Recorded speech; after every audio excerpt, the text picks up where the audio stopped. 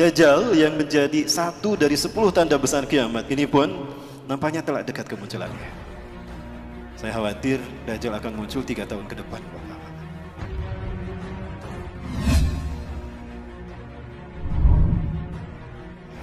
Dajjal ini manusia biasa. Dia manusia biasa seperti kita. Dajjal bukan Fomeo, tapi dia manusia.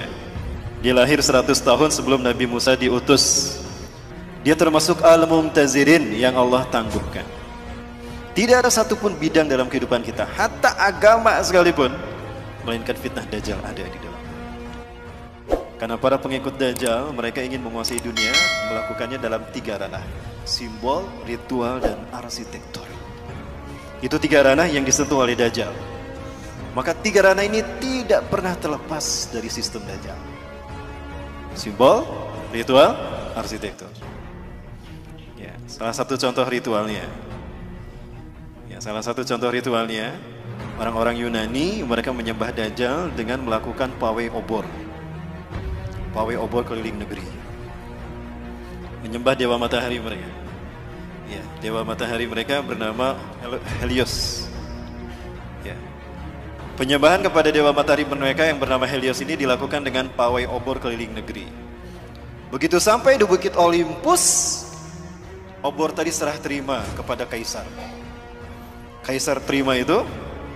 Ketika kaisar pun lari di lapangan di Bukit Olympus tadi menuju sebuah obor besar. Dinyalakanlah obor raksasa tadi. Maka selama obor raksasa menyala, mereka melakukan atraksi di lapangan tadi. Berbagai macam atraksi. Itulah ritual yang dilakukan di Bukit Olympus, mengagungkan dewa matahari mereka yang dimasukkan ini. Ritual itu kemudian dinamakan Olimpiade. Sampai sekarang hilang tidak ritualnya? Inilah ritual pengagungan iblis dan Dajjal. Itu tingkat dunia. Tingkat benua ada tidak? Ada. Apa namanya? Asian Games. Tingkat nasional? Nah, itu ritualnya. Kita tidak sadar. Dalam bidang arsitektur, banyak dalam berbagai bidang, dalam berbagai bangunan, apalagi bangunan ibadah. Tidak terkecuali masjid. Ada simbol Dajjalnya. Kami di Jawa Barat sedang menghadapi. Kenapa demikian? Karena banyak masjid yang bersimbolkan Dajjal. Segitiga adalah sebuah simbol yang kemudian digunakan digunakan oleh agama-agama yang lahir dari filosofi agama arti sebagai simbol Tuhan. Jadi agama-agama yang lahir dari filosofi akal budi manusia menjadikan segitiga sebagai simbol Tuhan. Makanya di dalam agama Hindu ada Trimurti, betul? Di dalam agama Buddha ada Tridharma, kitab sucinya Tripitaka. Di dalam agama Kristen ada Trinitas. Nah, segitiga inilah yang kemudian digunakan Fir'aun untuk menunjukkan eksistensinya sebagai Tuhan. Kita tahu Fir'aun mengaku Tuhan. Wa ana rabbukumul a'la. Itu kata Fir'aun di hadapan Nabi Musa dan Harun. Maka dia bangun sebuah bangunan yang dilihat dari 4 arah mata angin, 4 penjuru mata angin itu sama, segitiga. Piramida. Firaun membangun piramida untuk menunjukkan kalau dia Tuhan, agar dunia mengetahui eksistensinya sebagai Tuhan. Dan yang diperbudak sebagai tukang batu saat itu adalah bangsa Yahudi.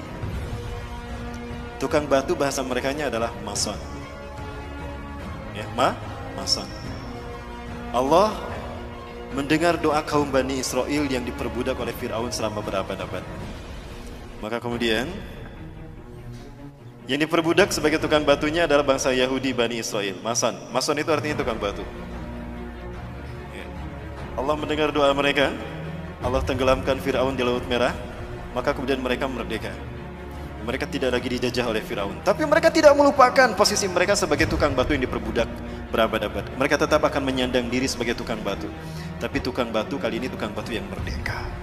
Kalau dulu didedikasikan secara paksa kepada Firaun, maka sekarang didedikasikan untuk Tuhan yang mereka tunggu-tunggu.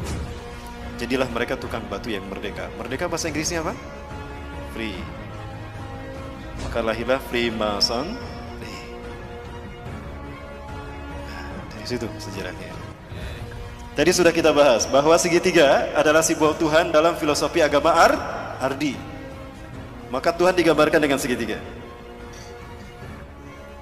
Siapa nama asli iblis? Azazil. Nama asli iblis itu adalah Azazil. Bagus namanya, itu dari Allah. Azza yang dimuliakan, yang dimuliakan. Allah. Azazil yang dimuliakan Allah. Dia marah sama Allah karena tidak terpilih sebagai khalifah di muka bumi. Dia marah sama Allah. Maka dia nggak mau sujud ketika Allah perintahkan dia sujud kepada Adam.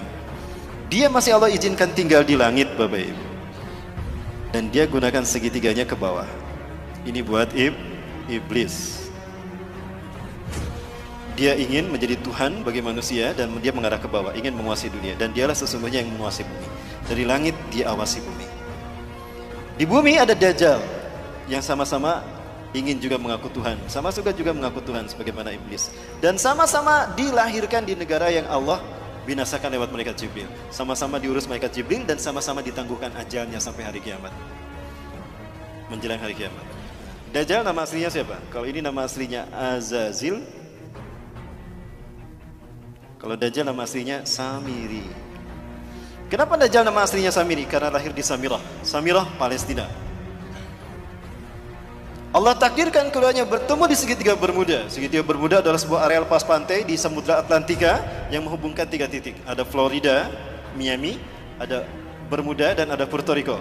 Kapal laut, kapal selam yang lewat sana hilang tanpa jejak. Sebetulnya tidak hilang, ada di sana, cuma ditutup dengan kristal cahaya. Allah takdirkan mereka bertemu di segitiga Bermuda dan mereka menjadi Dwi Tunggal, Tuhan yang satu tampak, yang satu dia tampak, mengaku Tuhan. Bagaimana simbol pertemuan mereka? Maka jadilah simbol pertemuan mereka seperti ini. Betul? Nah, ini filosofi dari mana asal simbol seperti ini. Ini adalah simbol pertemuan iblis dan Dajjal. Inilah pertemuan yang sangat dinikmati oleh Azazil atau iblis. Dia menyeru si Samiri Dajjal. Iblis biasa menyebut nama seseorang itu dari suku kata pertama. Samiri dipanggil Sam. Apa kata iblis? Hari ini adalah hari yang aku tunggu-tunggu sejak aku diturunkan dari surga ke dunia, di mana aku dipertemukan dengan saudara kembarku. Maka panggillah dia oleh kalian sebagai Paman Sam. Apa yang terbayang dalam benak kita? Amerika. Ini jawaban kenapa Amerika selalu ikut campur urusan negara di seluruh dunia. Dan kenapa veto Amerika mengalahkan veto The Big Five yang lain. Dan kenapa Amerika selalu ingin menang sendiri dan mengaku sok polisi dunia. Bukan Amerika yang ditakutinya, tapi who was behind American. Siapa di belakang Amerika? Siapa di belakang Amerika? Lihat set plan tata kota Amerika. Dan lihat mata uang Amerika. Dan ini terkait dengan ritual ibadah kita. Kenapa? Karena simbol-simbol ini banyak muncul di masjid-masjid. Bukan hanya di masjid, di gereja. Saya bisa tunjukkan satu-satu. Dan bukan hanya di Indonesia, di seluruh dunia. Kenapa tidak ada di tempat penyembahan? Karena iblis dan Dajjal ingin manusia bukan menyembah Allah, tapi menyembah kita, menyembah mereka maksudnya. Nah ini Bapak, kita sudah mulai membedah teka-teki itu kan? Satu persatu. Nah sekarang Bapak Ibu, saya ingin menunjukkan konspirasi iblis dan Dajjal sudah sampai pada penterjemahan Quran.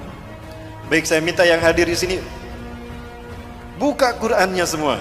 Yang bawa Quran, buka Quran surat ke-7 Al-A'raf ayat ke-16. Saya ingin buktikan kalau ini ada konspirasi dalam penterjemahan Quran, konspirasi Yahudi.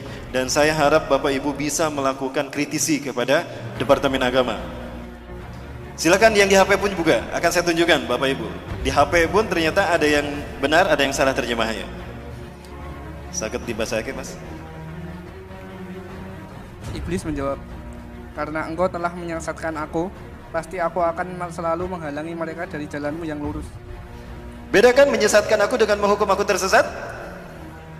Kalau kata-kata iblis karena engkau telah menyesatkan aku, berarti iblis sesat karena ada yang menyesatkan, betul? Siapa yang menyesatkannya? Seolah-olah Allah yang menyesatkan kan? Karena engkau telah menyesatkan aku. Iblis berkata begitu. Berarti yang bersalah siapa? Allah yang telah menyesatkan iblis loh. Kok jadi Allah yang disalahkan? Betul Bapak Ibu? Nah, sepakat gak kalau kita minta kepada Departemen Agama dirubah tuh terjemahnya? Sepakat. Itu terjemahan yang diinginkan Yahudi Bapak Ibu. Iblis korban ketidakadilan Tuhan. Harusnya dia yang menjadi khalifah di muka bumi, bukan Adam. Maka Zionis Yahudi nggak mau menyebutnya iblis. Iblis itu artinya pembangkang. Ablasu iblis iblisan, pembangkang. maka dia diberi nama dengan nama yang terhormat. Zionis Yahudi memberikan nama yang terhormat bagi Ajazil, bukan iblis. Ada yang tahu? Lucifer. Pernah dengar Lucifer? Maka para pengikut iblis disebut Luciferian.